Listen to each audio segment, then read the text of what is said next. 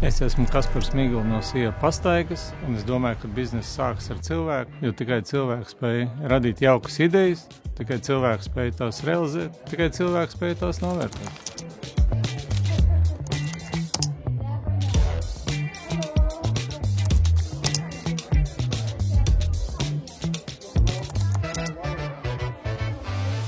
Mēs redzam diezgan labu nākotni tam visam, jo papildinātā realitāte un tas mobilais telefons ir tāda pievienotā vērtība visam, jo tās grāmatas, ko mēs piedāvājam, tās ir pilnvērtīgas un pašpietiekamas. Cilvēks viņas var pilnībā izbaudīt, plus, teiksim, ar lietotni viņš var kaut ko iegūt un redzēt vairāk. Veidojās tāda kultūra vēsturiski izlietojoša maģija. Cilvēks redz, kā tās lietas pārvēršas, un tad viņi pilnīgi citi pat iespiedzās, pat apraudās, pat palecās kājās un lielās sajūsmās par kādām lietām.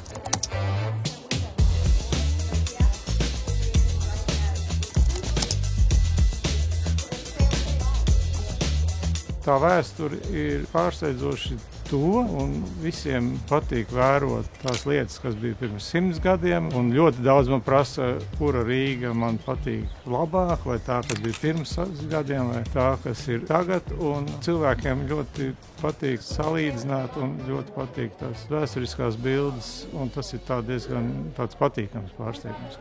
Mēs redzam, ka šīs grāmatas ir ļoti labi ieņēmušas tieši tādu dāvanu nišu arī. Un otrs ir tāda kultūra vēsturiskā mantojuma popularizēšanas niša, kas mūsdienās cilvēkiem patīk.